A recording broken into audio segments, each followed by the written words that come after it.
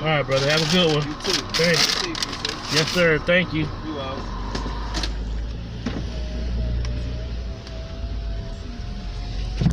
Man, that's what I wanted, man. God darn, I want a big baked potato.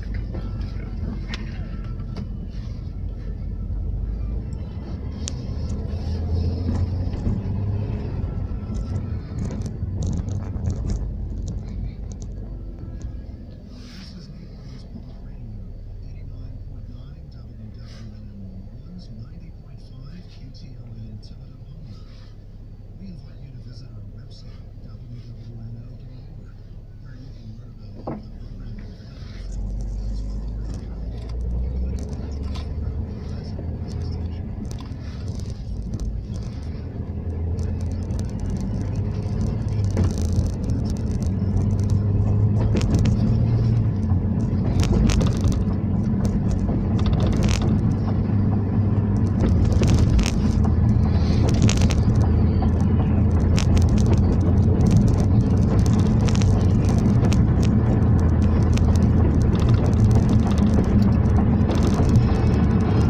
Broadcasting in HD from the University of New Orleans, this is 89.9 WWNO New Orleans, 90.5 KTLN Thibodeau Houma, NPR News and great classical music. You can find out more about HD Radio and WWNO2 at our website, wwno.org.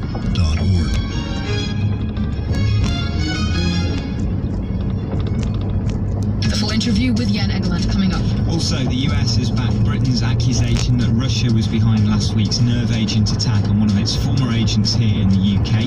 Moscow says, show us the evidence. So what evidence is there? We talked to a leading chemical weapons expert. More than 8,000 Ethiopians have fled across the border to Kenya after the military killed a number of civilians in the weekend. We'll go live to Kenya to speak to the deputy governor of the region where they are arriving. More of that after the news. Live from NPR News in Washington, I'm Shay Stevens. Tens of thousands of students took part in the National School Walkout to demand stricter gun laws. From Syracuse, New York, WRVO's Tom Magnarelli reports that yesterday's protests drew mixed reaction from school administrators. At Nottingham High School in Syracuse, New York, students filed into the gymnasium, some with locked arms, and circled around a fake crime scene with police tape and outlines of bodies. Syracuse Superintendent Jaime Alicea says the school and the district wanted to give students the opportunity to talk about the issue of gun violence. We know that it's happening in the United States and we can be blind to it.